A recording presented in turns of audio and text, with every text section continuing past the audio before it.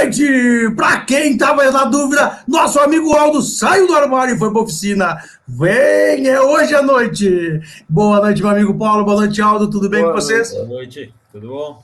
Tudo bem? Ô, professor, abre para nós aí. Vamos para qual guerra hoje? Então, a gente conversou durante os últimos dias, né?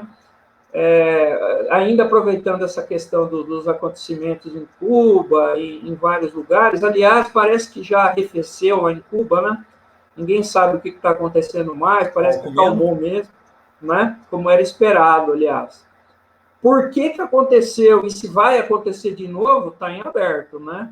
A gente precisa ver se não vai o próximo protesto ser mais intenso. Tudo pode acontecer. Ô, Paulo, você ficou sabendo, parece que o Biden lançou uma nova rodada de embargos não, agora me fugiu a palavra, contra Cuba. Ele teve uma nova sanções, uma nova rodada de sanções comerciais. Você ficou sabendo alguma coisa disso? Eu não fiquei sabendo. O que eu sei é que eles mantiveram as que já existiam, né? Eles não têm interesse em remover, até porque Cuba está muito enfraquecida. Qualquer outra sanção, pode até ser que tenha sido lançado, né?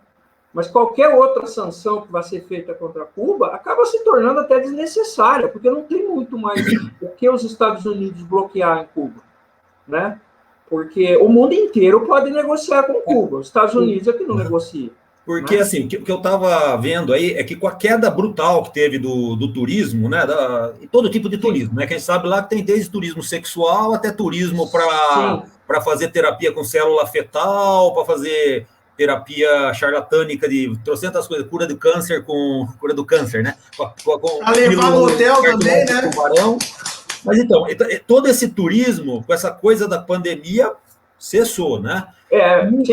A principal fonte que estava sendo hoje de entrada de divisa para Cuba é a remessa do pessoal de Miami, né? A remessa do pessoal de Miami.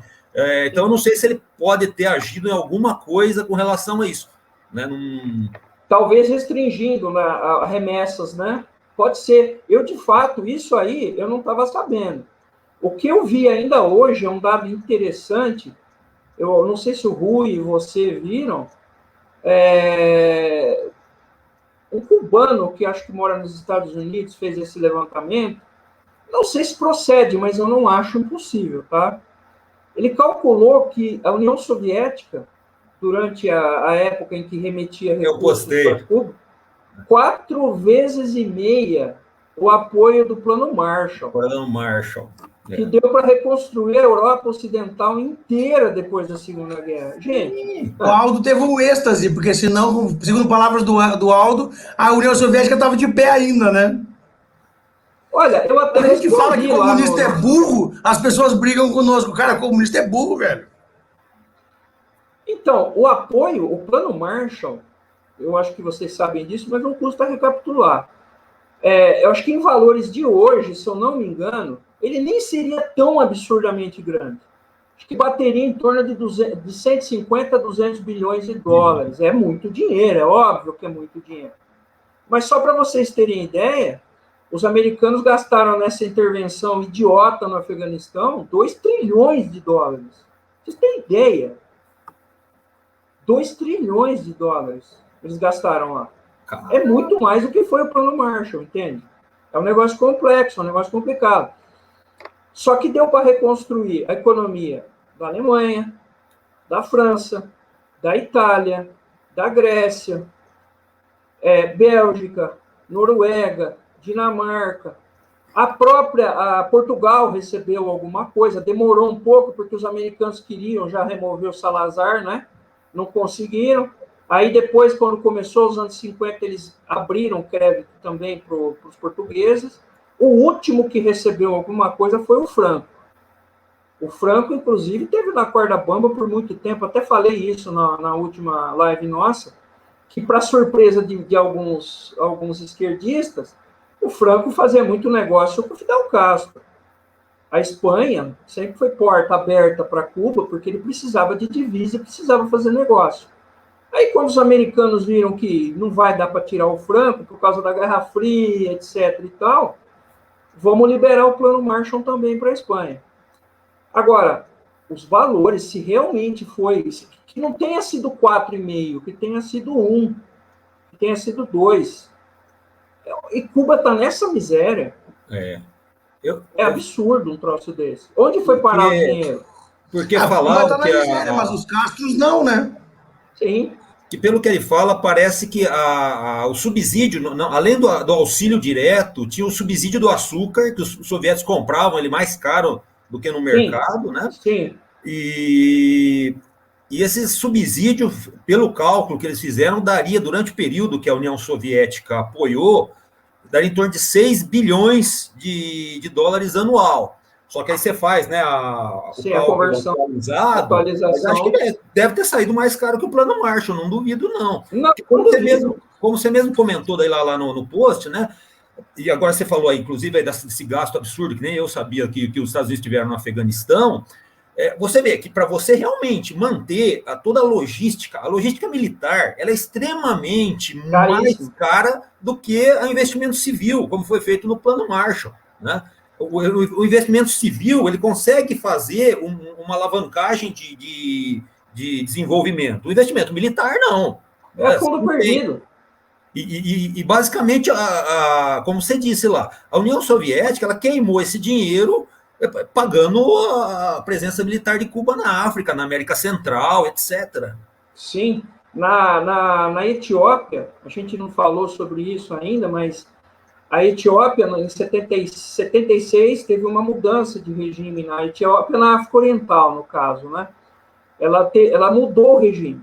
Era o imperador Selassie, que era a favor do Ocidente, e foi derrubado num golpe de Estado e assumiu uma junta militar na Etiópia, né? Aí assumiu um regime comunista, se declarou comunista, marxista, leninista, aquela história de sempre, né? E imediatamente Cuba foi acionada, inclusive tropas cubanas que estavam em Angola foram transportadas de avião. Os soviéticos, aqueles Antonov, Ilyushin, começaram a transportar os cubanos por via aérea para a Etiópia, de uma ponta da África para outra, né? O custo dessa operação foi absurdo, porque além dos transportes, os russos começaram a abastecer o exército da Etiópia com armas. E os armamentos dos soviéticos, o Aldo sabe bem disso, sempre foi armamento pesado. É caminhão, é tanque, é blindado, munição de alto calibre. Os helicópteros russos são helicópteros muito grandes para carga. É armamento muito sofisticado e pesado. Eu não sei se ainda existe lá na Etiópia. Eu sei que até o final, quase o final dos anos 90, já não tinha mais União Soviética, não tinha mais nada disso. Mas tinha uma cidade, acho que no centro da Etiópia, uma cidade mesmo. Ela era o maior parque de armamento a céu aberto do mundo. Era maior do que aquele que os Estados Unidos têm, que são armas acondicionadas, que não são jogadas fora. Os americanos mantêm elas guardadas. Que tem não sei quantos mil aviões, veículos, etc. Só que lá na Etiópia era céu aberto. Era tudo arma que os soviéticos tinham mandado para os etíopes, né? Aquilo valia bilhões de dólares. Estava tudo enferrujado, abandonado. Não tinha manutenção, não tinha nada. É isso aí, eu estou contando essa história para entender o seguinte. É isso que o Aldo falou. Grana bélica para fim militar é a fundo perdido.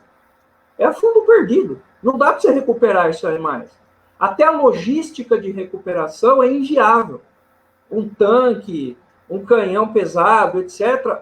Como é que você vai tirar lá do meio de um deserto, de uma floresta, de uma savana? Tanto que em Angola, se vocês viajarem pelo interior de Angola, eu tenho conhecidos que trabalharam, que viajaram muito lá, até hoje é um cemitério de blindados russos abandonados, porque não compensa armas de volta. É fundo perdido. E os próprios Estados Unidos, né, Paulo? Os caras, mesmo eles, com toda a grana que eles têm, eles costumam deixar esse material pesado nos países de onde eles fazem ação, onde eles têm ação bélica. Por exemplo, eles deixaram um monte de tanque, de veículo, de obus autopropulsado lá com as tropas iraquianas, que foi o que acabou armando o ISIS depois. Armou o ISIS. O ISIS teve uma puta vantagem em cima do exército sírio, que operava T-72 antigo, que operava blindado russo e soviético, inclusive da época da União Soviética. Sim, muita coisa. Porque os caras estavam lutando com armamento recente americano, armamento pesado, artilharia, obus, morteiro. Então, o ISIS teve aquela, vamos dizer assim, aquela rápida expansão em cima do exército sírio, em parte por conta disso também, do uso do armamento americano. Além de usar o armamento americano... Desculpa, pode falar, Rui. Dados, para só você entender o negócio, como é que funciona dado o dinheiro. O PT, com o Lula e a Dilma, com os seus 4 mandatos, e o Tarcísio, inclusive, foi ministro num pedaço, eles asfaltam, ou seja, vamos fazer diferente, o Bolsonaro com o Tarcísio, em 1 ano e meio, asfaltaram mais do que o Lula e a Dilma com 4 mandatos. E o Tarcísio tem metade do orçamento.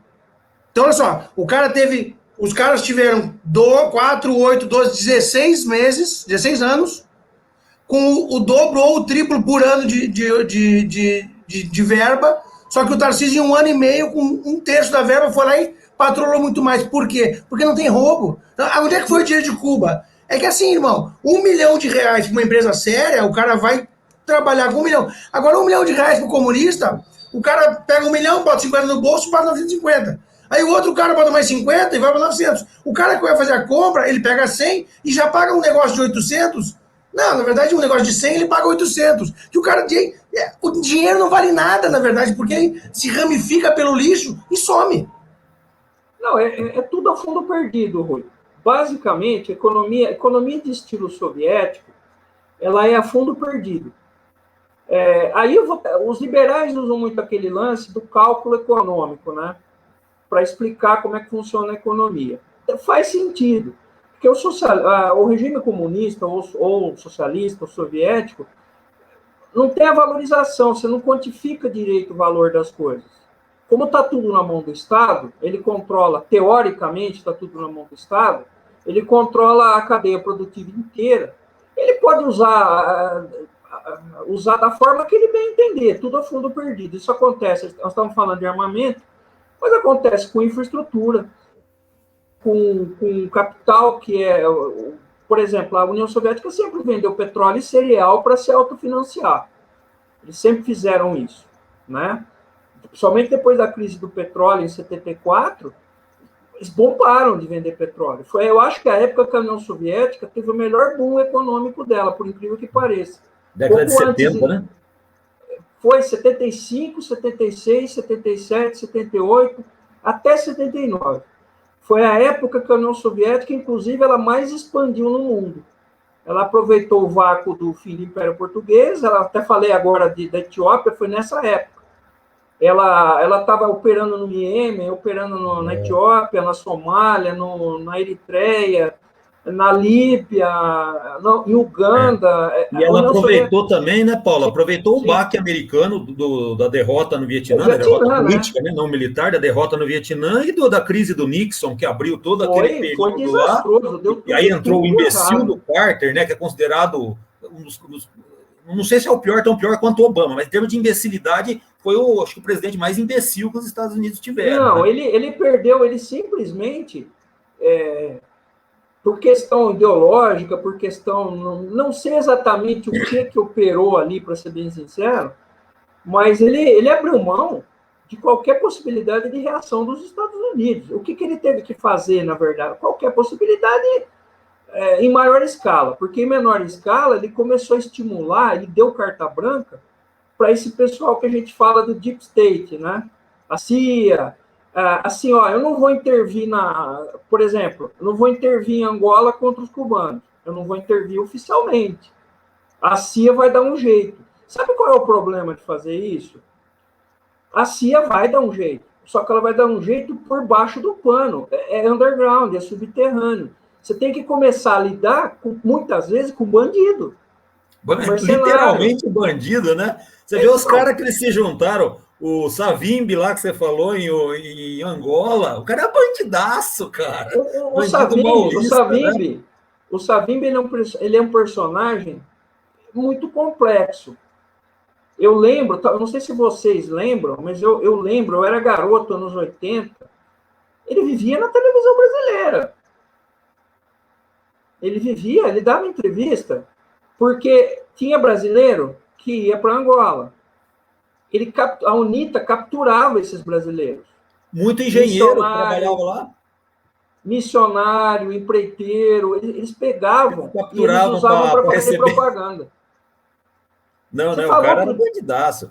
Então, Os caras também que eles apoiaram na Nicarágua, os contras lá, cara, os contras eram, se você pensar bem, cara, era uma gangue, era um, né? Porque assim, você tem que fazer coisas de subterfúgio, usar essas táticas, porque você não pode operar abertamente. O problema da CIA, da inteligência americana, etc. e tal, é um problema antigo que eles têm. Eles têm que operar. Primeiro, que o americano não tem know-how para isso. Quem teve a vida inteira know-how para isso é inglês, francês e russo. Depois soviético. E depois israelense. Mas por que israelense tem, Aldo? Porque muitos dos israelenses eram alemães, eram poloneses, eram russos. Eram árabes. Eles levaram para dentro de Israel o know-how que eles já tinham no país de origem deles. Por isso que o Mossad, o Shin Bet e outros serviços de inteligência israelenses são foda pra caramba. Só que, ao contrário do que muita gente, eles são foda, mas eles também fazem cagada. Eles fazem coisa errada. Eles não são super hiper humanos, mas eles são acima da média. Isso é verdade. Agora, os americanos, esse negócio da CIA, que a CIA faz tudo, a CIA conhece tudo. A CIA, quando ela foi fundada, ela precisou usar quem para ajudar? Ex-oficiais alemães da Segunda Guerra Mundial que estavam acostumados a lutar contra os soviéticos, né? Tinha um general lá que tinha um arquivo gigantesco sobre a União Soviética. Ele chegou para os americanos e falou: olha, eu tenho isso aqui, vou trabalhar com vocês. Interessa? É óbvio que interessa. A organização Gerlen, né? Exatamente. Aí tem toda aquela história da Operação Clipe de Papel, para levar os alemães para dentro dos Estados Unidos. Cientistas, não só cientistas, levou militares. Porque quem é que tinha know-how para lutar contra os soviéticos? Ninguém, só os alemães. Só os alemães tinham. Mas olha que situação, né? Acabou a guerra, tá cheio de nazistas, de nego da Gestapo, da SS lá, eu preciso desses caras agora para me ajudarem. Que é uma crítica que foi feita durante muito tempo contra a CIA. Levou nazista para fazer a operacionalização da CIA. Ah, mas os caras não eram mais nazistas, não sei o quê, tudo bem, pode ser que não fosse mesmo. Porque tem um negócio em política, né, gente, que se chama realpolitik. Você tem que fazer aquilo que é necessário, né? Não tem santo em política, principalmente em política internacional, né? Agora, ficou esquisito, né? Os caras que eu estava lutando até o ano passado, agora estão comigo aqui, me ajudando a... Não que os russos fossem santos, porque os russos também fizeram a mesma coisa. E os russos também. Stalin também convidou, né? Um monte de militar nazista, de cientista também, né? Só que foi do outro jeito, né? Sim. O Stalin, o xodó do Stalin, isso aí é registrado, era o von Paulus, o marechal alemão que foi capturado em Stalingrado. O Paulus pedia para ir embora, ele foi muito bem tratado na União Soviética. Nunca apanhou, nunca foi torturado, não fizeram nada, porque ele era professor. A CIA é meu malvado favorito do momento. Então vamos fazer um panorama melhor? Porque faz umas 3 semanas que eu falo da CIA, e aí vai parecer que a CIA só apoia vagabundo e tá apoiando o Bolsonaro agora, né? Aí, pô, aí nós vamos dar um tiro no pé. Nós não é esquerdista. Não. Quer dizer assim, quer dizer assim, ó, a CIA, pra mim, aí se eu estiver errado em alguma coisa, por favor, vocês dois podem me destroçar. Primeiro, mandar um abraço pro meu amigo Pedro. Pedro, fica tranquilo, o pessoal do armário já saiu, foi pra oficina, tá tudo em paz, tá tudo em dia. Tá tudo consertado, estamos mantendo normalidade dentro do possível. O que eu quero dizer assim, ó, a CIA, pra mim, é o poder paraestatal mais forte do mundo hoje. O que é um poder paraestatal, para quem não conseguiu entender? É um poder fora do Estado. Eu considero a CIA tão poderosa quanto um Estado poderoso, não é? Ela é mais, provavelmente ela é mais poderosa.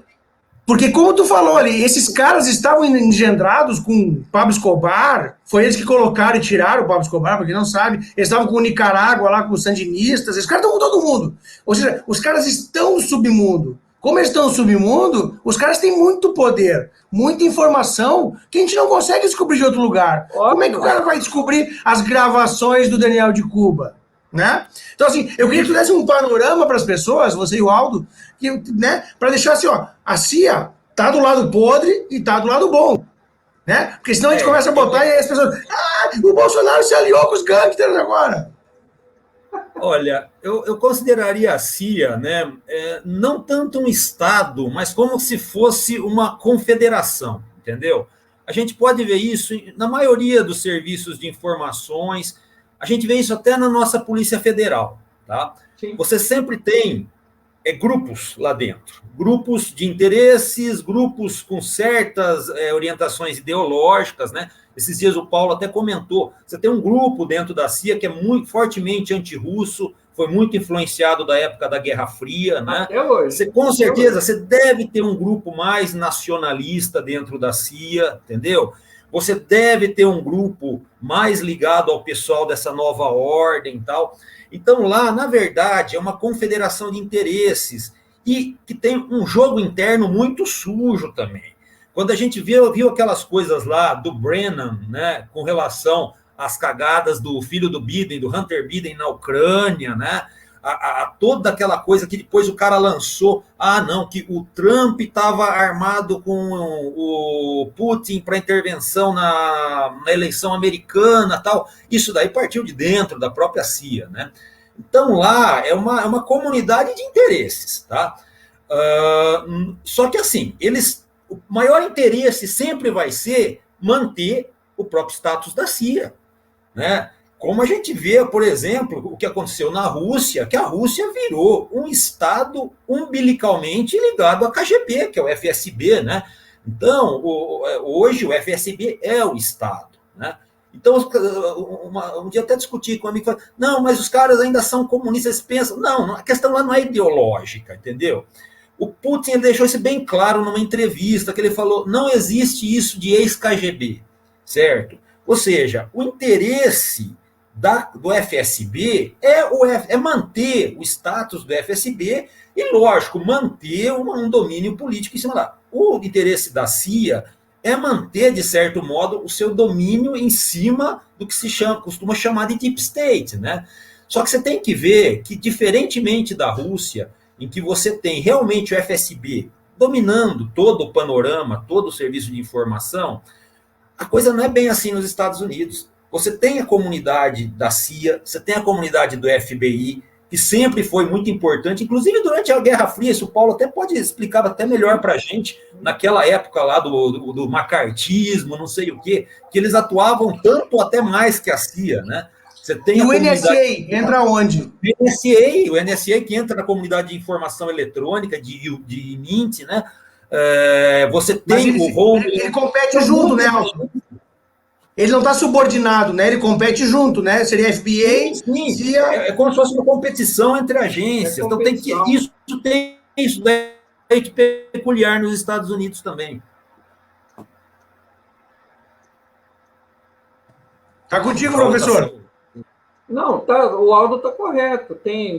A gente tem que entender o seguinte: a Rússia, ela é essencialmente um Estado autoritário. Ela sempre funcionou desse jeito. Ela tem o serviço de inteligência na Rússia, ele tem uma liberdade muito grande, até porque ele está, como o Aldo falou, o homem dele está no Estado, controla o Estado. Mas a Rússia sempre foi desse jeito. A Rússia é um país que nunca conheceu o que a gente chamaria de democracia. A ideia de democracia, né, como a gente entende.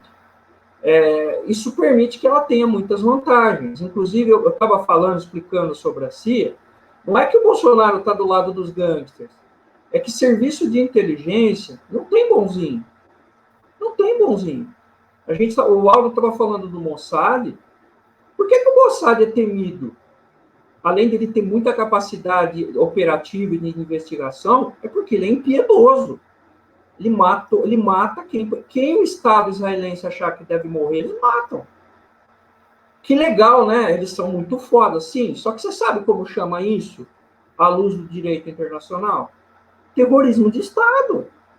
Isso não é mentira. Não é que eles estão errados. Não estou fazendo juízo de valor. Eles estão certos, eles estão errados.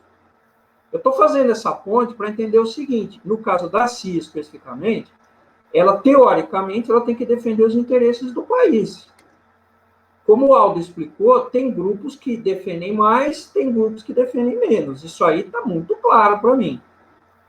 Algumas operações que a CIA participou nos últimos 10 anos, que já vieram a público, estão documentadas, como o famoso caso de Benghazi, por exemplo, que nada mais era do que uma ponte para alimentar as forças que lutavam contra o Assad, porque a Líbia, o Aldo deve saber disso, acho que o Rui também sabe, a Líbia, ela é um imenso arsenal. O que o Gaddafi comprou de armas no tempo que ele era ditador, ele arma muitos exércitos com o material que ficou lá. Caiu o Gaddafi, formou um vácuo de poder. As milícias começaram a lutar entre elas e a CIA se aproximou de uma das milícias. O que essa milícia vai entregar para a gente? As armas que estão armazenadas para a gente usar essas armas para abastecer os rebeldes na Síria. São armas soviéticas, inclusive. Inclusive, nessas guerras, é bom que se fale. O pulo do gato é você ter as armas que o seu inimigo tem, para não ter problema de manutenção e munição. Então, esse jogo de conquistar uma base num lugar para repassar para outro, sempre teve. O serviço de inteligência que consegue fazer isso, ele consegue fazer uma jogada magistral. Os israelenses fizeram isso. Por exemplo, vocês já devem ter assistido aquele filme do congressista americano lá, que armava os rebeldes afegãos. Eu até esqueci o nome do filme. Que tem, acho que eu esqueci o nome do ator que trabalha nesse filme. Tom Hanks. O Tom Hanks, isso. Tom Hanks, isso mesmo. Quem ajudou a armar os rebeldes durante um bom tempo foram os israelenses. Como? Com as armas que eles pegaram no Líbano, que eram armas soviéticas.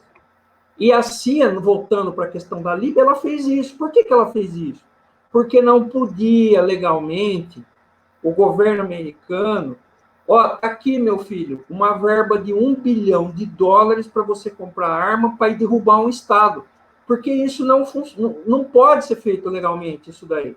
A única vez que os Estados Unidos fez isso, legalmente, até o Aldo falou agora há pouco, foi em 1986, quando o Congresso americano aprovou uma verba de $110 milhões para armar os contras da Nicarágua. Foi a única vez. Porque eles não podem, é proibido por lei, tem que passar pelo Congresso e outra. Tem tipos de armas que você vai comprar que, teoricamente, não podem ser compradas, não podem ser usadas. O famoso lança-chamas, né, Aldo, que a gente brinca, é uma arma proibida, só que nego usa em guerra. Principalmente essas guerras. Mina terrestre. Mina terrestre é proibida há muito tempo. Você está entendendo? O próprio fuzil AK-47, que é o top dos tops em arma de destruição portátil, ele é muito mal visto. Por quê? Porque a munição dele é muito desproporcional o estrago que ela faz. Não, ele é desumano. O AK-47 dá um tiro na tua perna, tu morre em 5 minutos, porque ele explode a tua perna, ele arranca a perna. Cara, é uma delícia, tá, de atirar com aquilo lá. Então, ou seja, aí você tem que fazer o quê? Eu tenho que fazer uma operação secundária, usando um grupo secundário, para conseguir essas armas, para mandar para um outro lugar. E como que chama isso daí mesmo? Contrabando, né? Mas, Paulo, só para as pessoas entenderem, o Aldo, para cada pessoa que está lá na ponta atirando, precisa de 3 na retaguarda, né? Eu acho que é isso, né? A proporção. Depois eu vejo direitinho, mas se não me engano é isso. Depende muito do tipo de combate que você vai fazer, né? Claro. Para um combate tipo de guerrilha, certo? Não, tô falando de exército, né? De exército mesmo, depende do que você está pretendendo.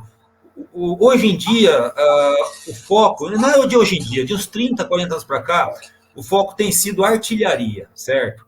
Você tem que ter um certo número de combatentes para avançar tudo, mas o que vai definir Se você vai conquistar ou não um local, é a presença de artilharia e hoje menos ainda blindado por causa das novos mísseis, nova tecnologia de mísseis antiblindados, mas antigamente tinha a importância dos blindados também, né? Então, se você não vai agir propriamente numa guerra de guerrilhas, de emboscada, tudo, se você não tem material de artilharia e blindado, esquece, né? Então, tem uma logística muito maior do que essa, porque para você manter, por exemplo, artilharia e blindado, você precisa toda uma cadeia logística muito complicada, de reabastecimento, de a parte de resfriamento. Então, você tem que ter água também, porque alguns, não os mais novos, mas alguns mais antigos, material de artilharia começava a esquentar, começava a falhar, começava a explodir projétil dentro do próprio obus, do próprio canhão, da metralhadora pesada, né? Então, você imagina que você tem uma cadeia de abastecimento de logística absurda atrás. Então, isso daí pode multiplicar muito mais o quanto você precisa para manter uma frente de combate, né? Claro, eu tô falando esse paralelo para as pessoas entenderem que, porque a gente vê no filme, só tem lá 1000 caras, mas, cara, para dar o tem que chegar o Por isso que o professor falou ali o quê? Que é importante eu pegar a K-47, vocês estão guerreando lá, porque não é Counter-Strike, né? Que eu vou aqui, aí eu passo em cima de um negócio e tenho mais 1000 munições. Não, cara, a munição acaba, entendeu? A vida real, ela não é o filmezinho ali. Então, assim, eu estou falando, tem que ter a comida, tem que ter a manutenção. Então, por isso que tem determinadas coisas que são muito mais importantes do que para o cara poder dar tiro à vontade lá, tem que ter uma cadeia de suprimento atrás gigantesca, né? Que foi isso que matou o Hitler na Segunda Guerra Mundial, né? Veio aquela nevasca, acabou com a... Aí não chegou a comida, não chegou a munição, não chegou a roupa e os caras morrendo de frio, literalmente. A logística, ela define tudo. O Aldo explicou muito bem. Só que eu iria um pouco mais longe. Pega um exército como o americano, norte-americano, por exemplo. Eu não sei hoje quanto está a proporção, mas até pouco tempo atrás, para cada um soldado que fosse lutar, eram 11 no apoio. Você precisa de 11 no apoio. Ele é um exército extremamente mecanizado e armado. E quanto maior a mecanização, maior a sofisticação, mais gente no apoio você precisa. Ele é um exército muito... Por isso que é tão caro o exército americano. Além de ele ter equipamentos altamente sofisticados, tipo super porta-aviões, aviões de grande desempenho, sistema de artilharia ultramoderno, etc., a manutenção é muito cara. Os engenheiros de apoio, os técnicos, eles têm que ser extremamente treinados.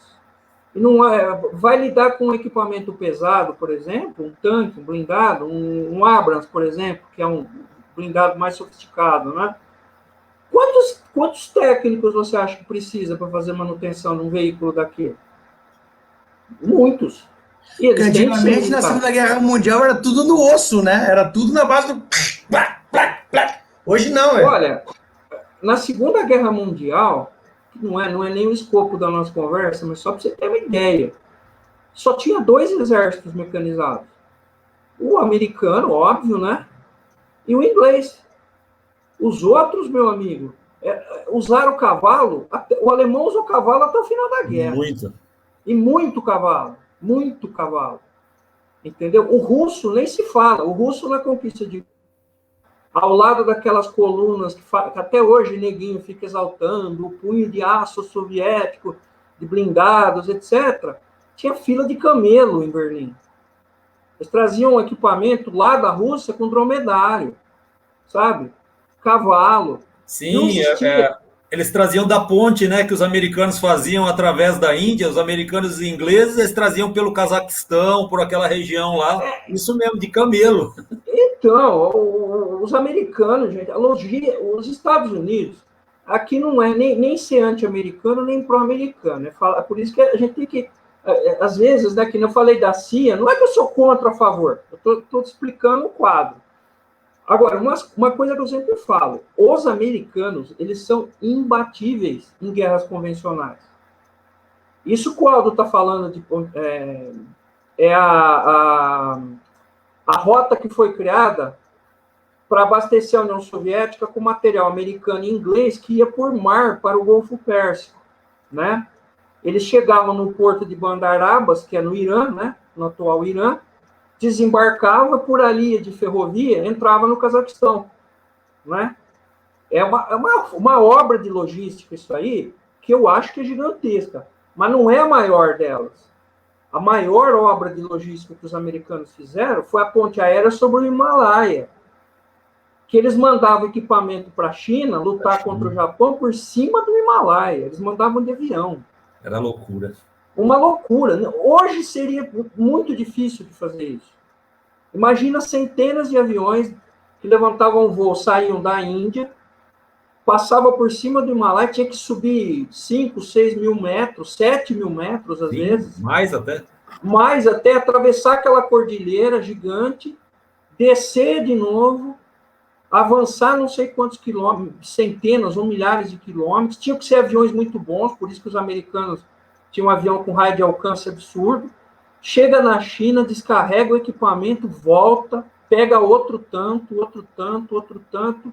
Por isso que o Japão em 1944, ele tentou acabar com isso. Ele invadiu a Índia. O Japão chegou a invadir a Índia.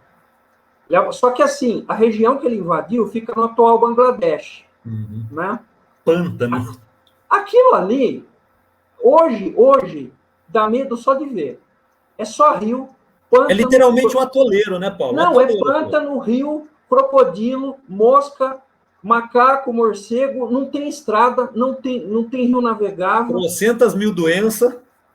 Tanto que eu acho que morreram na operação 20 ou 30 mil japoneses. Quase todos morreram de doença. De doença e de desnutrição. Qual era o plano do Japão? Avançar o suficiente para cortar essa rota aérea que saía da Índia. O Japão era tão fraco em termos de logística que ele fazia as operações por terra para tentar definir o problema.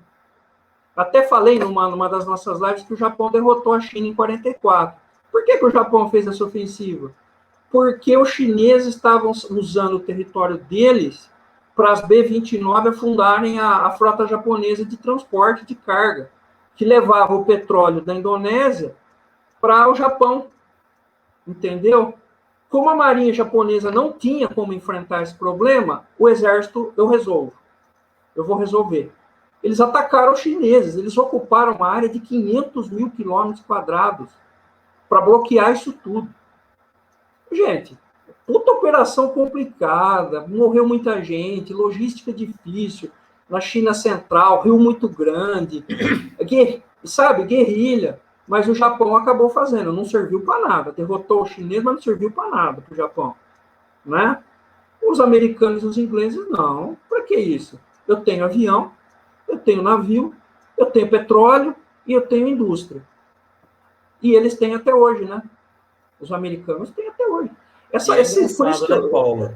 O Japão, né, na segunda, até fugindo um pouco do escopo, mas claro, em termos de guerra ofensiva terrestre, eles eram uma negação. Eles eram muito bons na guerra defensiva, na guerra de guerrilha, para defender lá todos aqueles arquipélagos. Ganharam da China, mas a China, em termos militares, naquela época, não era nada, né? Tanto que quando eles foram tentar invadir a União Soviética, tomaram um pau fodido do Zhukov comandando os exércitos do Oriente lá. Na Mongólia. E aliás, foi o que definiu basicamente o futuro da Rússia na guerra, né? Foi por isso que o Japão não atacou a União Soviética junto com os alemães. Porque e hoje, e a China hoje? É uma potência militar? Olha, eu vou falar para você, em termos, vamos dizer assim, ela se modernizou muito, tá? Eu acho que em termos de defesa do seu território, é uma potência militar de respeito, sim. Inclusive no que tange de mísseis de curto alcance. Eles hoje têm o maior arsenal de mísseis antinavio do mundo, né? E isso é pensado justamente para proteger a área de projeção principal deles, que é a Taiwan, né, e o Mar do Sul da China. Então, essa qualidade e a quantidade de mísseis antinavios que ele tem realmente consegue manter, por exemplo, as Strike Force americanas longe de lá. Agora, em termos de capacidade de projeção de poder, não é tudo isso daí, não. Que nem você falou, os caras estão ameaçando atacar o Japão, não sei o quê. Eles não conseguem, cara. Eles não têm realmente força para isso. Podem fazer um bom estrago? Podem, mas vão perder. Mesmo Taiwan, eles têm uma capacidade, estão desenvolvendo uma capacidade anfíbia de muitos navios anfíbios, de bombardeios, de mísseis de curto alcance para atacar Taiwan, e eles têm uma capacidade boa disso. Mas, se Taiwan começar também a se armar com míssil antinavio, míssil de alcance intermediário para atingir a zona costeira chinesa, eles não vão ter. Acho que também eles não conseguem dominar Taiwan, não.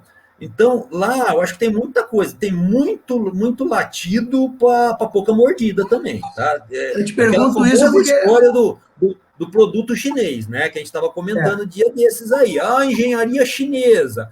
Engenharia chinesa, prédio que cai. Não sei o que, o produto chinês eletrônico. Né? Isso daí nem precisa falar, né? Então, assim, eu acho que tem muita... É um território que eu acho que seria um território que seria inconquistável também, tirando um ataque nuclear. Eu acho que ele se enquadra em uma meia dúzia de países inconquistáveis, mas, em termos de projeção de poder, não é isso aí, não. E como é que a gente enxerga agora o movimento que o pessoal está reconhecendo Taiwan, está dando visão para Taiwan, e a rainha da Inglaterra foi lá e botou dois navios lá na cara deles, da China. Os caras largaram lá 2 navios de guerra em água asiática. Eu acho que é uma forma de projeção, né? É uma forma de... O tabuleiro não está mexendo? Não está tendo movimentação? É uma forma de aviso para os chineses. Embora eu concordo com o Aldo, né? Eu acho que não vai acontecer nada envolvendo a China. Ninguém vai atacar a China e nem a China vai atacar ninguém. Porque a China está numa situação, não é só o problema não é só bélico, é o econômico. Uma guerra, como a gente estava falando até agora, custa muito dinheiro. E exige, às vezes, uma sociedade muito bem estruturada, constituída para você travar essa guerra. A China, ela está bem delicada, ela está no limite dela.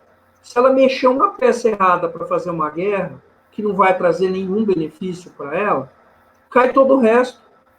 Porque ela já não tem comida suficiente. Ela já tem problema com água. Ela já tem problema de dissidência interna. Ela vai arrumar uma guerra para quê? Tem gente que aposta que ela vai acabar atacando Taiwan. Ela vai acabar atacando Taiwan. Inclusive, parece que dentro do PC, Partido Comunista Chinês, tem uma ala que quer isso. Eu não sei se essa informação procede, é o que eu já ouvi falar. Ela quer porque quer tomar Taiwan. Que o grupo que é o do atual presidente, ele estaria perdendo espaço dentro do Partido Comunista. Seria um grupo moderado, digamos assim. E que os da velha guarda estariam tomando mais poder dentro. Não sei. Realmente não sei dizer. Mas eu não vejo uma vantagem para a China de fazer uma guerra dessa. Assim como eu acho que quando começar a se definir algumas coisas, aqui na América Latina, os chineses vão começar a recuar. E eles vão recuar mais para a área de influência tradicional deles, que a gente tem abordado muito essa questão, né? Nas nossas lives. Mas, que Paulo, basicamente a Ásia. Antes de você continuar, é aí que eu queria chegar a questão. Pelo que eu estou analisando, todo o mundo inteiro está indo lá na China e fazendo assim, ó. Exatamente isso que eu entendo. Porque para mim a China está quebrada, sem dinheiro, sem comida e com a população começando a passar fome. Ou seja, um pré-golpe. Aí a rainha vai lá e coloca 2 navios. Taiwan começa a dizer, vou sair daqui, porra. Daqui a pouco os franceses vão lá e dão um guspe na cara do Xi Jinping. Aí eles têm que revidar. E aí é exatamente isso, é o passo por cada falso. Pode ser uma estratégia também de provocar uma guerra, do próprio Ocidente provocar, o que eu digo Ocidente, né, o pessoal da OTAN, basicamente, provocar um conflito para acabar desencadeando uma situação interna e desabar o negócio. Isso pode acontecer muito bem. Isso pode, óbvio que pode acontecer. Isso então, eu não posso acho dizer, tão difícil. Em termos internos, né, a China, você tem assim, dois grandes grupos lá, um pouco diferente da Rússia, né, que sedimentou o pessoal do FSB. Na China você tem uma bipartição de poder lá dentro. Você tem o pessoal da comunidade de inteligência, que é basicamente o Goanbu, né, que eles chamam lá, que é responsável por toda a área de inteligência interna, externa, espionagem, contra-espionagem, né? O Goanbu, ele age mais dessa maneira subreptícia, comprando nego lá fora, né? Como comprou um certo ser que usa calça atolada aqui. Então, eles agem dessa forma, né? Invadindo o serviço de inteligência de outros países e tal. E esqueci o nome do cara hoje lá, mas o atual presidente, ele é ligado mais a essa ala do Goanbu. Mas você tem o pessoal do ERP, que são os militares, né? Que tem também o seu sistema de inteligência próprio, né? E esse pessoal não se bica muito. Isso daí já vem desde a época, isso daí ocorreu, acho que o Paulo pode até explicar depois melhor para a gente, quando teve o episódio da Revolução Cultural Chinesa, né? Porque você teve um expurgo absurdo, que esse expurgo se deu principalmente na comunidade de informações, na comunidade intelectual geral da China, né? Aqueles 10 anos de Revolução Cultural, o pessoal perseguiu o pessoal mais professores, pessoal da comunidade de inteligência, pessoal dentro do próprio PC, pessoal mais ligado à área de construção teórica, de estratégia do PC chinês, né? Então, o Mao, ele fez uma limpa nesse pessoal, e ele fez usando principalmente o ERP, usando principalmente os militares, né? E aqueles palhacinhos lá, aqueles adolescentes idiota que ia com o livrinho vermelho. Mas a força mesmo por trás do Mao estava no ERP, né? Então, desde aquela época, você tem assim alguns ódios acumulados também lá dentro. Porque olha só, professor, antes de passar a palavra, você nem precisa partir para o embate inicial. Você começa a fazer movimentação, você bota o navio aqui, aí a China tem que deslocar a tropa, alimentar a tropa, mandar armamento. Aí tu muda, ou seja, vai gastando dinheiro e o tempo dos caras no giro. Eles não têm. Por isso que a gente está conversando, por isso que eu estou dizendo. Eu acho muito improvável, porque eles não têm logística. Guerras às vezes de pequeno porte já são custosas. Você precisa de uma logística sofisticada.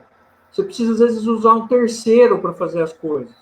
Que você não pode, se ter os Estados Unidos. Por exemplo, lá no Iraque, na Síria, que o Aldo estava falando, a gente estava comentando, um serviço de inteligência que estava operando muito até pouco tempo lá, que quase eu não vi ninguém quase falando disso, era o alemão. Quem abastecia os curdos com armamento para lutarem no norte da Síria e do Iraque eram os alemães. Principalmente do Kurdistão, né? Sim, eram os alemães que estavam lá. Por que eram alemães? Porque são um elemento teoricamente neutro, eles não são nem russo nem americano. Eles têm um know-how muito antigo de contato com o pessoal da região, desde o começo do século passado, na verdade. Principalmente com os turcos, né, Paulo? Exatamente. Entre alemães e turcos data já desde a época, antes da Primeira Guerra Mundial. É do final do século XIX. É do final do século XIX. Aquelas ferrovias que existem lá no Iraque e na Síria, até hoje, que funcionam, e no leste da Turquia, foram os alemães que construíram.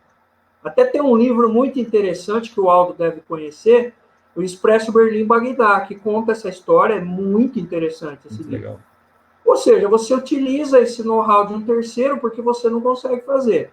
E é uma guerra muito, vamos dizer, uma guerra muito localizada e pequena. Agora você imagina uma operação que você vai ter que mobilizar, tipo, para invadir Taiwan, no mínimo uns 500 mil homens os chineses vão precisar.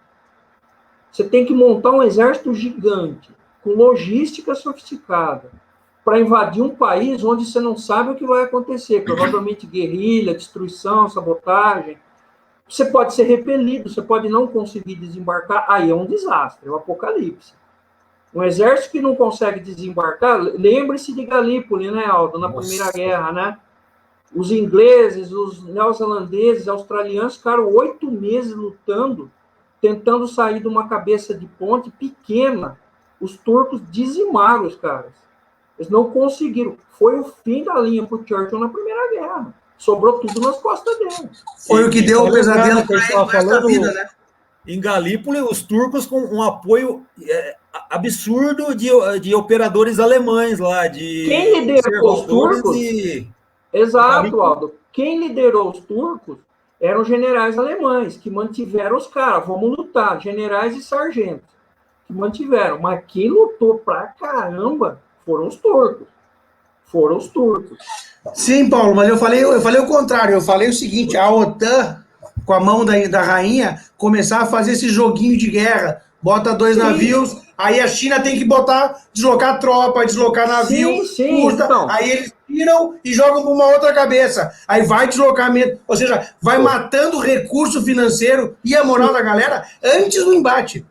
Ô, Rui, sabe quando ele estava no colégio, que às vezes tinha um cara baixinho, um nego, aqueles nego meio chatinho, que você falava, pô, se esse nego chegar aqui, cara, com uma na cara, eu desmonto ele. Mas que ele ficava irritando, você entrar na briga e ver 3 ou 4 que era o Randolph, por trás dele para te pegar, a Inglaterra é esse papel, cara. Você viu a palhaçada que eles fizeram lá na Crimeia, né? Com aquele HMS lá, o Defender. Então, assim, a Inglaterra é esse carinha filha da puta, entendeu? Que fica enchendo, porque ele sabe que tem um grandão atrás.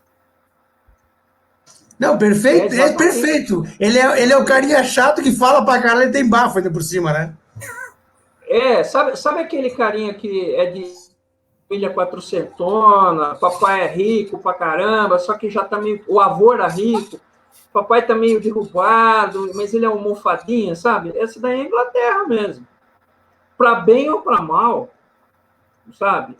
O sistema que fez a Inglaterra ser talvez o império mais poderoso da história, eu acho até que mais poderoso proporcionalmente que o próprio Estados Unidos, tá? Ele existe ainda. A Inglaterra ainda tem esse sistema funcionando lá dentro. Não por acaso, o que o Deep State americano insiste em fazer? Exatamente o mesmo jogo que os ingleses faziam com os russos. Esse negócio de eu preciso ocupar uma região próxima da barriga macia da Rússia para impedir que a Rússia se torne uma potência muito grande. É aquela teoria daquele geógrafo Mackinder, que quem domina o Earthland domina o mundo, sabe? Domina o coração do mundo, domina o mundo inteiro. O Earthland, na verdade, o coração do mundo é a Rússia, entendeu? É a Rússia. Isso daí foi transposto para dentro da Guerra Fria até um certo ponto, tá? E, na verdade, tem gente que ainda trabalha desse jeito no Deep State. Nós não podemos deixar a Rússia ser uma alternativa. Já que você tocou nesse aspecto do Heartland russo, né? Você imagina, cara, se estourasse mesmo um conflito em Taiwan envolvendo a NATO e a China, o que iam abrir de vodka lá em Moscou para comemorar? Cara, a Rússia dá muita risada, porque literalmente dois coelhos com uma paulada só, entendeu? A Europa vai ficar arrebentada, porque ele já não tem uma estrutura muito sólida, e a China vai deixar de existir. A China, como a gente conhece, vai deixar de existir. Aldo, se acontece a guerra, então, a Rússia vai ter superlotação nos como é que é, nas câmaras frias lá do IML? Nos necrotérios, vai ter o Walking Dead lá.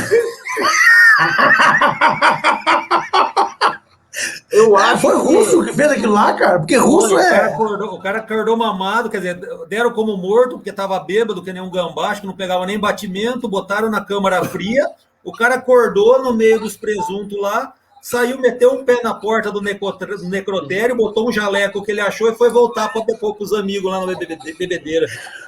Cara, tu imagina o cara dormir... Né? O cara dormir morto dentro do necrotério, cara. Como é que o cara não congelou? Não, e não morrer na geladeira. Ou seja, os caras são mutantes, cara. Aquilo lá é fora. Não, o russo é além da média. Não é brincadeira. Você viu aqueles tiozinhos que vão nadar no Rio Moscou lá? Eles quebram o gelo, cara. Gelo, chumba. E pula lá. Só de chegar de olhar, você já congela. O cara de cueca nadando, vai e volta. Não, a verdade é uma só, não é ser russófilo nem anti-russo, sabe? A verdade é que a Rússia é um país que tem que ser observado, porque ela faz o jogo muito bem feito, ela tem um capital geopolítico forte, a elite russa sabe o que quer. No mundo onde todo mundo é sojado, idiota, a elite russa sabe o que quer. Só por aí ele já tem uma vantagem.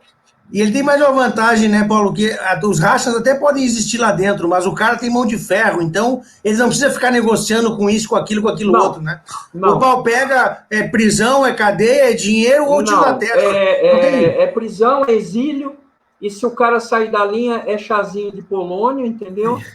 Não, ó, cara, aquela do Navalny, cara, mas foi lindo aquilo lá. Me desculpa, eu sou um democrata, assim, mas quando eu vejo os caras tentando usar um truque tão imbecil, tão idiota, e o cara, Assim, o cara ridículo. some, reaparece no presídio da Sibéria com tuberculose, deve ter AIDS, se bobear, deve ter até varíola, cara. Não, assim, não adianta. A inteligência russa, ela tem tradição nisso daí. O cara está planejando fazer um negócio, eles já sabem. Eles já sabem, isso não é exagero. Eles prestam atenção num monte de coisa, eles são assim desde antes de ser bolchevista. Ô, Paulo, na guerra os pessoal falava, né? O Roosevelt e o Churchill chegavam com a farinha, o Uncle Joe já chegava com o pão. Então, o Hitler, dizem que uma vez ele deu uma declaração. Ele falou, a única coisa que os russos têm melhor que os alemães é serviço de inteligência. O serviço secreto deles é muito bom. Tanto era bom que parece que está para vir à tona um dos grandes segredos da Segunda Guerra, né? Não sei se vai vir mesmo, eu li em algum lugar, não lembro onde foi. O Martin Bormann era agente soviético, né? Sabia disso? O Martin Bormann trabalhava com Stalin, o cara que andava carregando a pasta do Hitler. Não, é Puta que pariu, né? Bom, na verdade, o serviço de inteligência soviético na Segunda Guerra sabia tudo que os alemães iam fazer antes dos generais alemães sabiam. Não dava mesmo para a Alemanha ganhar uma guerra daquele jeito contra a União Soviética, né?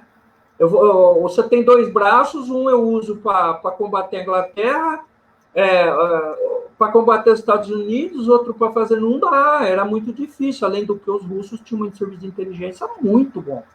Muito bom. E preservaram isso. Foi um dos grandes feitos da União Soviética, foi ter um serviço de inteligência muito bom.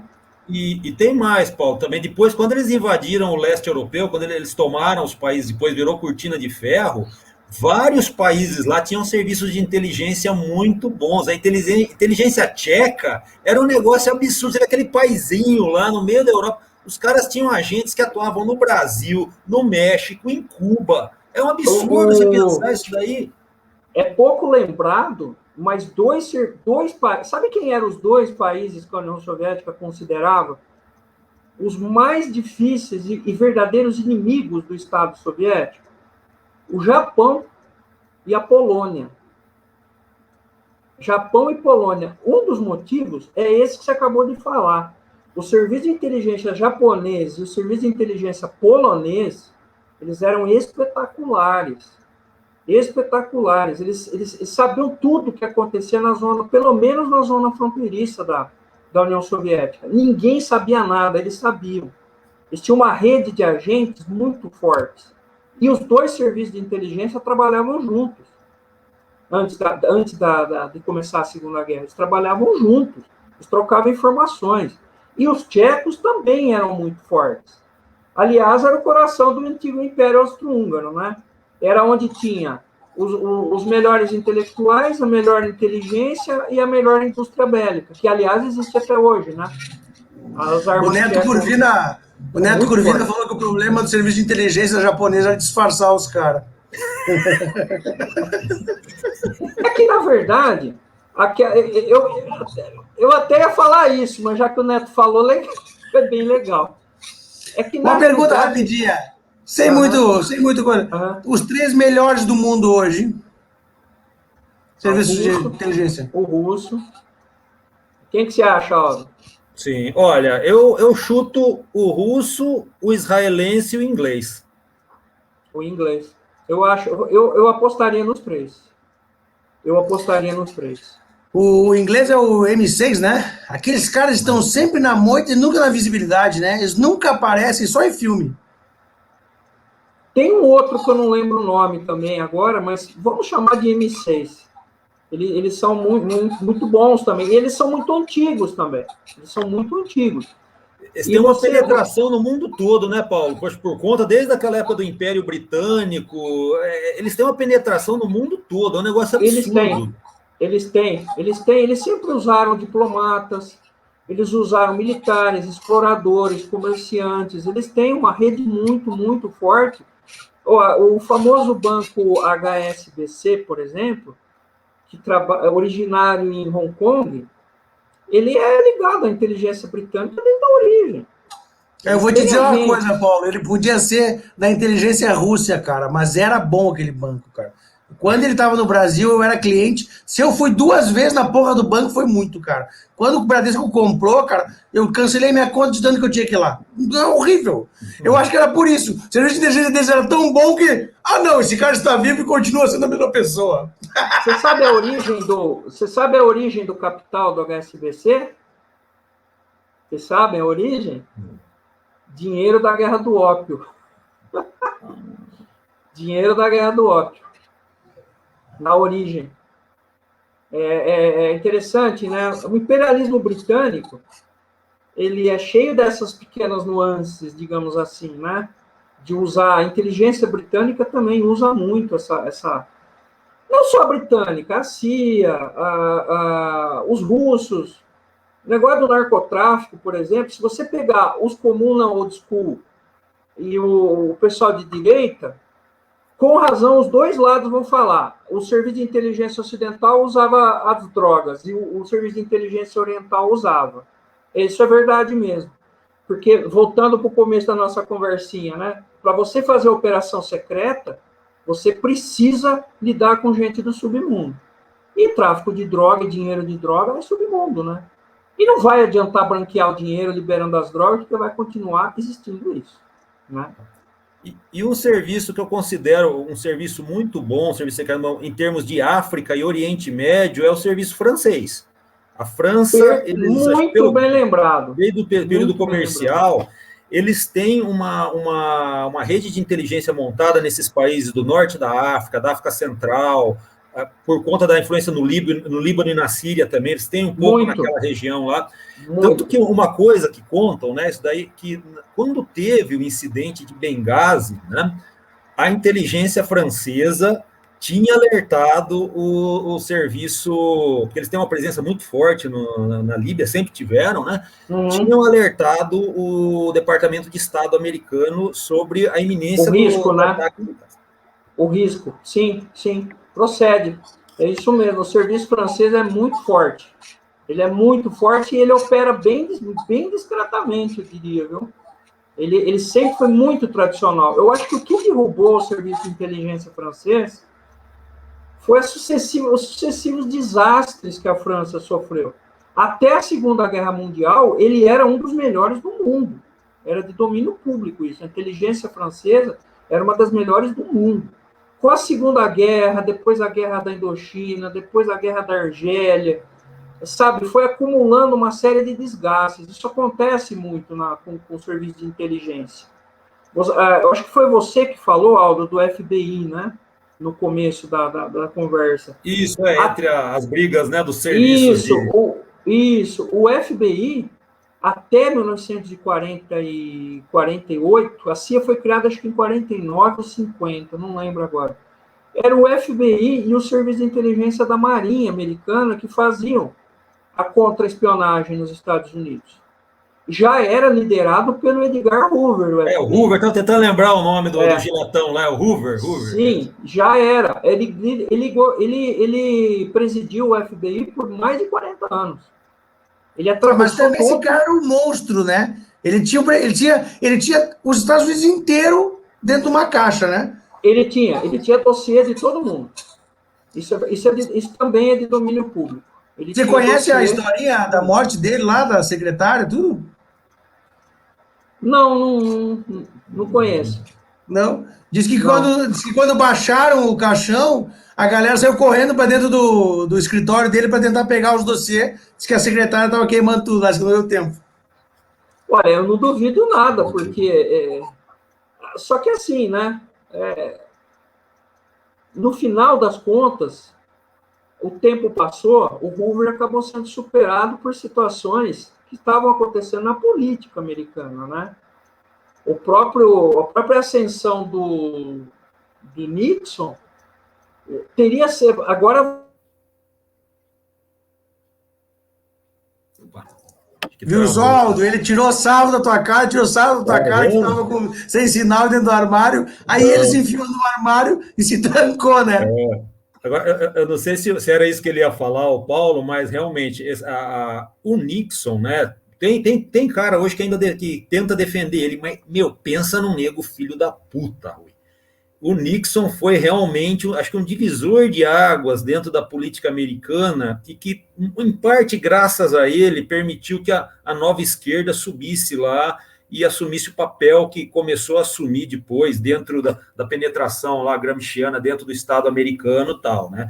Acho que o Nixon ele deu uma grande força nisso devido à extrema filha da putagem que o cara era, né? Boa parte do que ocorreu no Vietnã também foi, em parte, devido a esse caráter falta de caráter, né, do Richard Esse Nixon. Caráter né? dúbio. Hã? Caráter dúbio. Não, acho que não era dúbio, não era certamente, o cara não valia nada, cara. Então, toda aquela transformação que teve na América e tal, não duvido, acho que era isso que o Paulo ia comentar, que acho que o Nixon deve ter minado também o Hoover naquela época, né? Porque o Hoover também já estava velho, tudo tal, né?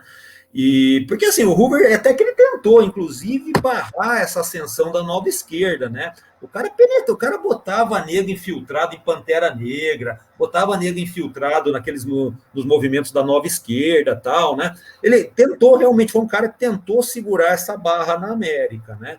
Agora, mas ele estava muito desgastado. desgastado. O Paulo ia dizer, mas o Nixon é o tipo de cara que cagou e sentou em cima. Viu só, Paulo? Você foi falar mal da internet do Aldo? Foi falar mal do cara do Mossad? Ou ele é da KGB, não sei. Tua internet hoje não tá valendo um caco, cara. A internet não me ajudou. No final vai aparecer ele assim, ó, fazendo notícia assim, ó. Mas o que eu ia comentar, eu acabei perdendo o comentário do Aldo, o que eu ia comentar é o seguinte, seria muito interessante ver se o Nixon tivesse sobrevivido politicamente. Porque o Nixon, apesar de tudo que se fala do Nixon, ele tinha criado uma sistemática chamada doutrina Nixon. Ele ia terceirizar regiões do globo para aliados dos Estados Unidos. Ele ia direcionar os interesses americanos mais para próximo dos Estados Unidos. Foi por isso, inclusive, que ele permitiu que o Shah do Irã comprasse tudo que ele quisesse de arma nos Estados Unidos, sem ter dinheiro para isso, que depois vai dar aquela cagada da crise do petróleo. Um dos motivos é porque o Shah queria aumentar o tempo inteiro o preço do petróleo para pagar a compra de armas americanas. Olha que situação louca. Eu estou vendendo um produto para você, Rui, que custa 1. Eu vou aumentar para 5, para 7, para 8, para 9, para você me vender um negócio que eu vou pagar com esse dinheiro que você está me... Entendeu? O produto que você compra de 1.000 é o Chaves, troca de uma mão, dá para outra e volta. Só que o problema é que quebrou a economia do mundo inteiro esse negócio. Entendeu? E aí que vai entrar a Arábia Saudita na parada. Mas isso é uma outra história, é uma outra jogada. E o próprio Vietnã do Sul. O que foi a vietnamização? A saída dos americanos. O Vietnã do Sul foi em 74, quando os americanos realmente saíram, ele tinha um dos exércitos mais poderosos do mundo. Ele tinha a maior força aérea do mundo. Os americanos entupiram os caras de arma. Para que o Nixon fez isso? Porque o Vietnã do Sul, supostamente, né, ia assumir essa terceirização. Ia assumir a terceirização. Só que aí o Nixon se bananou inteiro com a questão Watergate. É óbvio que a esquerda catou ele para liquidar ele mesmo, porque ele era odiado pela esquerda. E também tem outro lado da moeda, né, gente? Ele que começou com o processo de fortalecimento da China. Foi ele que começou. O pessoal parece que não lembra, que esquece as coisas. Fala do padrão ouro, fala de não sei o quê, mas quem começou a alimentar a China foi ele.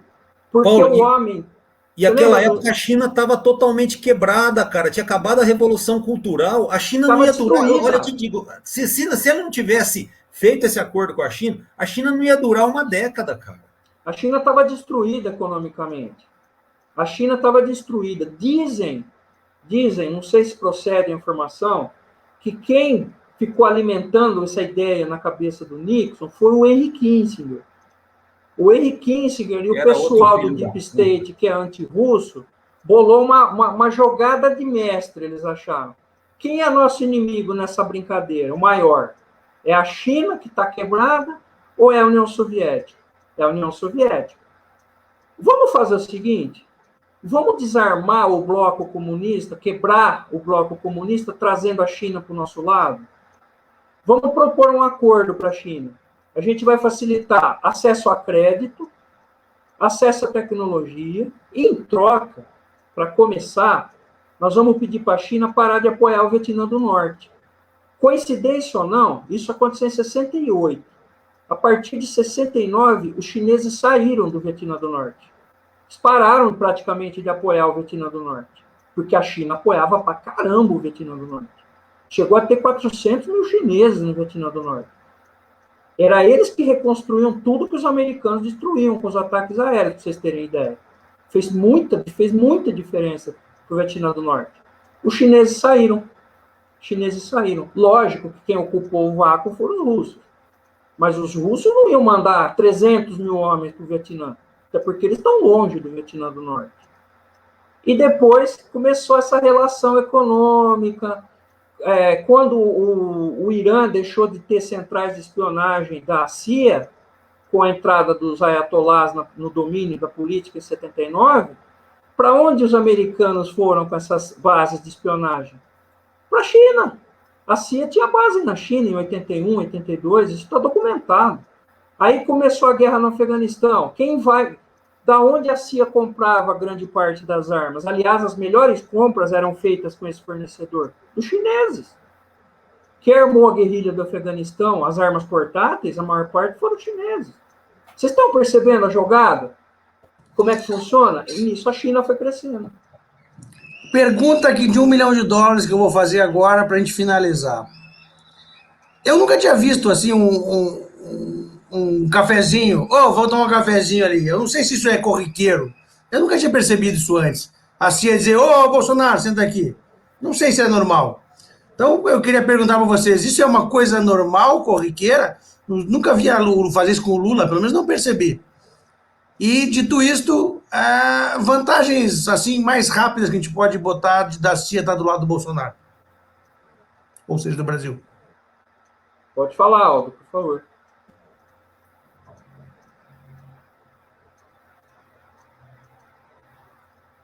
Tá sem áudio? A minha opinião... É do Rui, não estou ouvindo. Você não escutou nada que eu falei? Repete, por favor. Escuta agora? Você está me ouvindo? Tá. Então vamos lá. Eu nunca tinha visto, pelo menos assim, na época mais recente, os 20 anos, eu nunca tinha visto a CIA vir aqui sentar tomar um café com o Lula, com o FHC, com o Itamar. Isso é normal? É corriqueiro? E as vantagens da CIA estar aliada com o Brasil? Pode falar, ó. Olha, o que a gente estava comentando um dia, né?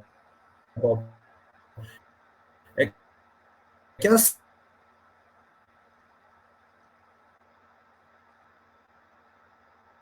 Estados Unidos, por mais que tenha o Sul, é tradicionalmente área de influência americana.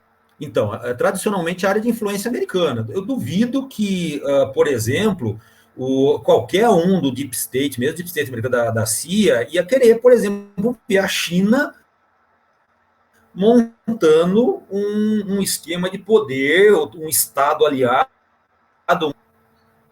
um Estado aliado na América do Sul. Eu acho que por mais que o cara seja um democrata, um esquerdista dentro da CIA, o cara não vai aceitar um negócio desse.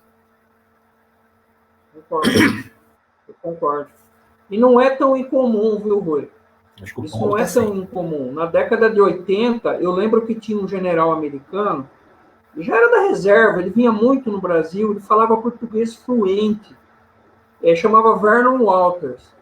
O general Walters, ele era ligado à CIA, era do domínio público, ele vivia no Brasil. Ele era muito amigo dos generais, da comunidade de inteligência, não é tão incomum. E eu acho, aí, minha opinião, que essa visita tão à luz do dia foi um aviso. Foi um aviso. E não é aviso para esses otários de CPI, essa molecada idiota que vai queimar a estátua do Borba Gato. Não, não. É aviso para os caras que estão fazendo o grande jogo. Ó, é isso que o Aldo falou. Aqui é a área de influência nossa. Ok? Por enquanto, nada feito. Eu acho que a coisa é por aí, sabe? O jogo está sendo jogado. É nebuloso sobre muitos aspectos, tem grandes interesses. Eu vejo que tem amigos nossos que fazem debates, análises, você participa sempre. O Neto, o Maurício, outras pessoas estão fazendo um grande trabalho de análise. Algumas análises, inclusive, que eu confesso que eu preciso sentar para ler tudo de novo, porque elas são bem complexas. Elas têm grandes fundos mesmo de verdade. Não acho que estão erradas, não. Porque o jogo não é tão simples quanto parece, né? Como tudo que envolve guerra, geopolítica, nem sempre é o que parece. E às vezes é muito simples. Eu preciso controlar uma área que tem comida, água e espaço, pronto. Que é o caso em grande parte do Brasil. Nessa equação, o papel do Brasil é esse. Eu preciso de uma área que vai me fornecer comida, água e espaço. O resto pode vir a ser apenas acessório. Agora, o resto que tem em volta, você não tenha dúvida. Teve gente que eu vi que criticou muito semana passada. Ah, que maluquice achar que a Rússia e os Estados Unidos vão fazer uma troca aí, ó, você fica com Cuba que eu fico com a Ucrânia. Por que maluquice? Nenhuma Maluquice nisso. Pode fazer muito sentido. E quando fala fica com a Rússia, fica com Cuba, não é war assim, que eu como a peça e fica para mim. É simplesmente eu ter influência de novo nesse país. Que é o que o Putin quer. As pessoas acham que o Putin vai invadir mesmo a Ucrânia. Não vai. Ele quer colocar um homem dele no poder ou ter influência como ele tinha antes. Até porque a Rússia e a Ucrânia ainda negociam muito, viu? A Ucrânia vende produtos para a Rússia vende know-how para a Ucrânia. Não é assim, todo mundo está em guerra, todo mundo é inimigo. Não é bem desse jeito. Então, é o que eu acho. O fato da inteligência americana estar por aqui tem esse significado. É o que eu acredito, né? O que eu acho. Claro, professor, mas o que eu falei não foi deles não estarem aqui. Que estão aqui há de eterno, a gente sabe. Sim. Às vezes mais atuante, menos atuante. Eu não me lembro nenhuma vez da CIA marcar um cafezinho oficial, entendeu? Tipo assim, de dizer, ó, bandeira, nós estamos aqui. Sim. Pau. Isso eu não lembro. Sim. Isso é uma sinalização bem importante. Sim, é o que eu acho também. Foi um aviso. Eu estou falando isso porque a gente deu um panorama hoje para as pessoas entenderem que a CIA ela vai nas entranhas do poder, nem que seja lá no meio do esgoto, entendeu? Então o cara sair da sombra e botar a bandeirinha e dizer, oi, nós somos amigos, é que nem o cara o chatinho lá da turma tá falando com o Aldo, aí chega o cara que repetiu 8 vezes, né, na quinta série, o cara tem 18 anos, chega lá e diz pro cara assim, esse aqui é meu irmão, beleza? Aí os caras, não, tá, foi mal, tá aqui no lanche, né? Tá tranquilo, tá limpo. É isso que eu queria dizer, assim, fazer um contraponto. Tá certo. É isso, eu concordo, é um sinal, é um aviso. Ó, não mexe com o cara que o cara tá com a gente. Mas isso é muito óbvio. Isso é muito óbvio. Vocês lembram quando o Biden ganhou? Em rede social, o que nego cansou de escrever? Mas dá dó de certos caras, de certos analistas. Dá dó. Ah, não. Gente, agora o Bolsonaro vai cair porque o Biden odeia o Bolsonaro. Esses caras tomam água pesada, gente. Não é possível um troço desse. Não é assim que funciona a política. Não é desse jeito. Tem que ver o grande jogo, o big picture, como que é o negócio, entendeu? Essa moçada fica em rede social, acha que as coisas é assim. Vai derrubar o Bolsonaro malvadão, porque o Biden, ele não gosta do... O Biden acho que nem sabe o que ele está fazendo. Vocês têm que ver quem está em torno dele, quem está liderando a situação. E o Aldo deve estar por dentro mais do que eu, inclusive. Mas você está prestando atenção, Aldo, que o Biden está fazendo um monte de coisa que o Trump estava fazendo com a Rússia. Ele está fazendo exatamente coisas que o Trump estava querendo fazer e chegou a fazer. Ele está liberando área de influência para a Rússia. Ele não vai aceitar mais a Ucrânia na OTAN, como os caras dizem que ia aceitar. Só que ele também mexe os pauzinhos, né? Vai vender um monte de tanque para a Polônia, entendeu? Mas ele saiu do Afeganistão. Tudo bem que a forma que ele saiu, acho que não era a forma que o Trump queria, mas ele saiu. E vai criar um baita de um problema, né? Porque quem vai tomar conta do Afeganistão é o Talibã, né? Vai voltar a ser o Talibã. Mas isso também eu acho que é do interesse dos americanos. Porque uma crise no Afeganistão permanente, porque ele é um estado em crise permanente, a vida inteira ele foi assim, vai prejudicar demais a China. Porque a Rota da Seda passa, uma parte dela, passa na fronteira do Afeganistão. E não vai passar mais. Não vai, porque como... Aldo, pensa comigo, Rui, pensa comigo, eu sei que nós vamos terminar, mas você constrói não, uma estrada... Nenhuma, por mim eu vou de boa. Você constrói uma ferrovia, você constrói uma autoestrada, como os chineses constroem. No Paquistão está cheio dessas autoestradas que os chineses, no meio da montanha que eles fazem. Toda pavimentada, bonitinha. Aqui vai vir uma frota de caminhão-tanque direto lá do porto, não sei da onde, do Golfo Pérsico. Cheio de petróleo. Vai vir para a China. Que lindo! Vai encurtar não sei quantos mil quilômetros a rota. Então, um ataque de talibãs destrói, num ataque, destrói 200 caminhões-tanque. Acabou o petróleo da China. Vocês destrói a estrada, né? E tem outra coisa, né? Aí você vai entrar no outro vespeiro geopolítico mais regional, que é a questão do Paquistão e da Índia. A Índia já está se armando, está preocupadíssima com o fortalecimento da China lá naquela região do norte, né? Tem o problema secular aí com o Paquistão, e o Talibã entrando, na verdade, quem entra é a inteligência paquistanesa no Afeganistão. E aquela coisa de cerco, né? Que é tudo que a China não quer, né? Sim. Então, com certeza, se acontecer isso, do Talibã entrar e o Paquistão começar a entrar lá, a China vai financiar a guerrilha lá no Afeganistão contra os interesses paquistaneses, isso é 100%, 120% de chance. Você viu, Paulo, como você não consegue falar 5 frases sem botar uma coisa que alguém está dando uma canelada na China? É pá, canelada na China, pá, canelada na China. Ela é a bola da vez, cara. Os caras vão agora bater nessa mulher até ela cair no chão. Sim. As chances da China ser envolvida em situações geopolíticas de crise são muito grandes.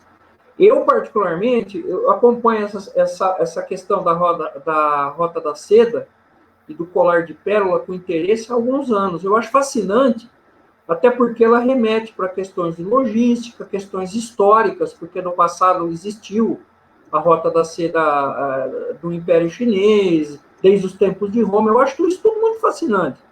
Então, eu comecei a ler, procurar informações. Gente, de verdade, me parece tudo tão forçado, me parece tudo tão artificial. Logisticamente, é tudo muito frágil. Eu falei esse exemplo do Paquistão, o Aldo falou do Paquistão, eu falei do Afeganistão. O principal porto da Rota da Seda hoje está no Paquistão. Está no Paquistão. Se tiver um problema ali, adeus, não tem Rota da Seda nenhuma naquela região. Agora os chineses fizeram um acordo com o Irã. Eles vão chegar até o Golfo Pérsico e até a fronteira com o Iraque e com a Turquia. Ok, vão chegar, beleza. Não, porque ali... Eu não sei se vocês sabem, tem um porto gigantesco na parte do Irã que fica no Índico. Shababar chama esse porto. Sabe quem construiu esse porto junto com o Irã? A Índia. Agora vem cá, como é que a China está fazendo parceria com o Irã se o principal porto de escoamento, de entrada e de saída é da Índia? E a Índia é inimiga dos chineses. Vocês estão percebendo que é tudo muito... A jogada chinesa, me parece que ela é muito ali mais para a área de fronteira. Inclusive para o mar, nem fala quase nada. O Alto acho que comentou outro dia. Cazaquistão, a região da Sibéria, é naquela área, entendeu? Porque o resto é tudo muito frágil. É tudo muito frágil. E outra, um país que quer dominar o mundo não tem marinha. Ah, mas a China tem uma marinha mercante maior do que a dos Estados Unidos. E daí? E daí? Quem é que protege essa marinha? Você não tem porta-aviões, você não tem couraçado, você não tem cruzador, você não tem força de fuzileira de intervenção rápida. O Aldo falou outro dia, os chineses estão, parece que tem unidades chinesas operando em Moçambique, para apoiar os moçambicanos contra os islâmicos na região. Mas isso não quer dizer nada. E aí? Porque ali sempre teve chinês, na verdade, né? Desde os anos 70 tem chinês naquela região. Então, mas isso é interessante, professor, para as pessoas começarem a atentar que quando o Estado faz uma ação, por exemplo, tira as tropas do Afeganistão, a guerra volta e atrapalha a China, para as pessoas começarem a entender que as coisas não são só o que são. Nada é o que é. Ah, eu fiz tal coisa. Não, mas ninguém faz tal coisa com o intuito de dar coisa. Sempre tem uma segunda, uma terceira, uma quarta, uma quinta onda. Esse caso, por exemplo, de Moçambique, em que a China apoia, né, militarmente aí o governo moçambicano, é numa região do norte de Moçambique, com petróleo, né? Sim. E que quem apoia, no caso, o movimento islâmico é a Arábia Saudita. Então, um aliado americano, né? Aliado de, assim, tradicionalismo americano lá do Golfo Pérsico, né? E a Índia e a Arábia Saudita também jamais vai admitir que tenha, por exemplo, que a China monte uma estrutura não sei o que no Irã.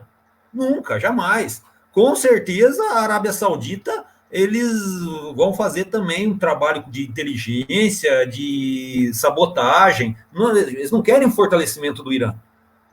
A Arábia Saudita é o grande parceiro, a balança eu diria que a balança comercial mundial é a Arábia Saudita. Vocês lembram há pouco tempo, está fazendo uns 2 anos mais ou menos, os sauditas mandaram o preço do petróleo lá no chão.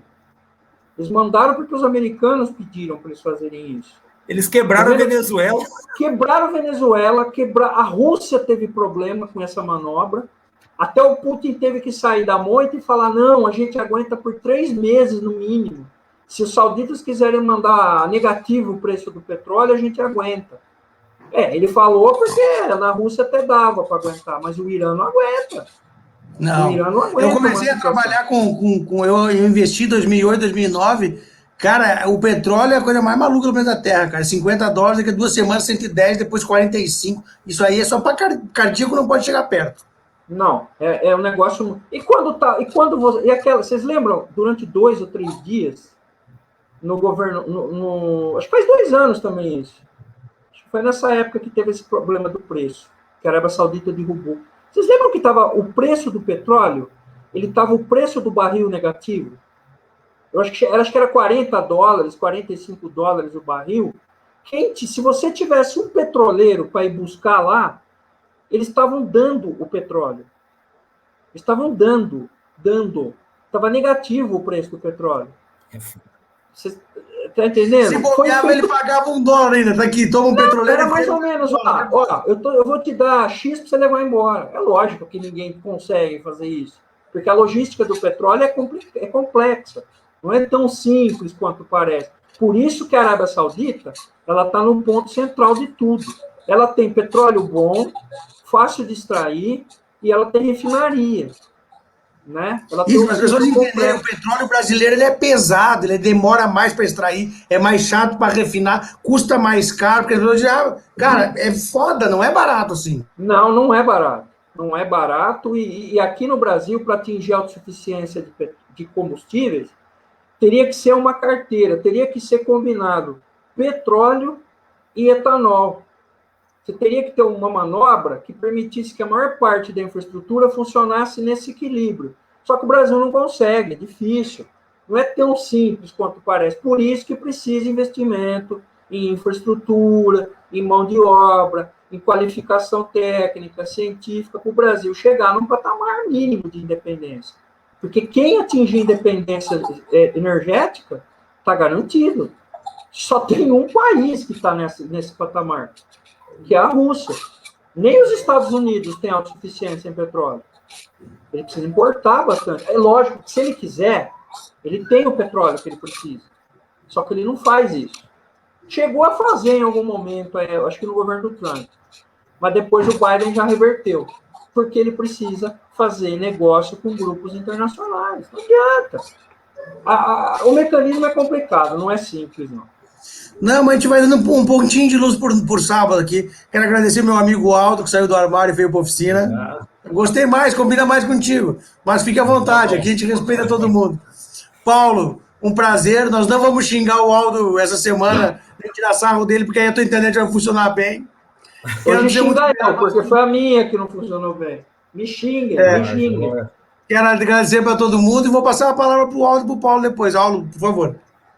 Então, obrigado aí por vocês darem essa oportunidade. Gosto muito de participar aí. A gente aprende muito também conversando, né? É sempre um prazer estar com vocês aí, tá bom? Dentro do armário ou fora dele. Tá joia? Valeu, Aldo. Não, legal, eu fico muito contente também. Eu gosto muito, agradeço muito a oportunidade que o Rui está dando. Agradeço a oportunidade que o Aldo está dando de interagir conosco, comigo, porque o Aldo é uma enciclopédia, entendeu? Conhece muita coisa, e eu, quando eu falo as coisas que eu estou começando a pensar, estou verbalizando, o Aldo já está mandando o fubá pronto, entendeu? Está mandando a polenta pronta, porque ele conhece. E é legal, porque isso permite que o público interessado que acompanha a gente tenha um quadro das coisas, né? São ideias concatenadas, eu acho muito bom. E o Rui fazendo a mediação, como sempre, muito boa. Eu agradeço, viu? Verdade. Valeu, pessoal. Obrigado. Sempre um show. Pessoal, vou dar para vocês uma boa noite especial. Até segunda. Obrigado.